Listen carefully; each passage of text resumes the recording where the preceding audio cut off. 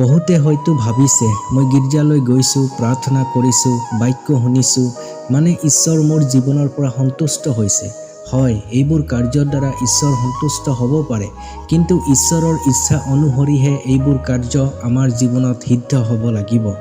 আমি যদি নিজৰ ইচ্ছামতে চলিছোঁ আৰু যদি ভাবোঁ মই গীৰ্জালৈ গৈছোঁ, প্ৰাৰ্থনা কৰিছোঁ, বাইবেল পঢ়িছোঁ, দান দিছোঁ, সেইকাৰণে ঈশ্বৰ মোৰ জীৱনৰ দ্বাৰা সন্তুষ্ট হয়, তেনেহ'লে আমি ভুল ভাবিছোঁ।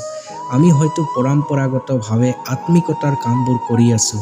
যদি আমি আনৰ উপকাৰ কৰি ভাল নাপাওঁ, খ্ৰীষ্টীয় সহভাগিতাত মিলাপ্ৰীতিৰে থকাটো নিবিচাৰোঁ, তেনেহ'লে আমাৰ জীৱনৰ কাৰ্যৰ পৰা কেতিয়াও ঈশ্বৰ সন্তুষ্ট নহয়। আমাৰ আত্মিক পৰিশ্ৰমবোৰ অথলে গৈছে, আমি একো ফল নাপাম। কাৰণ ইব্ৰী 13:16 কৈছে, কিন্তু উপকাৰ আৰু সহভাগিতাৰ কাৰ্য নাপাহৰিবা, কিয়নো এনে যজ্ঞত ঈশ্বৰ সন্তুষ্ট হয়। আমেন।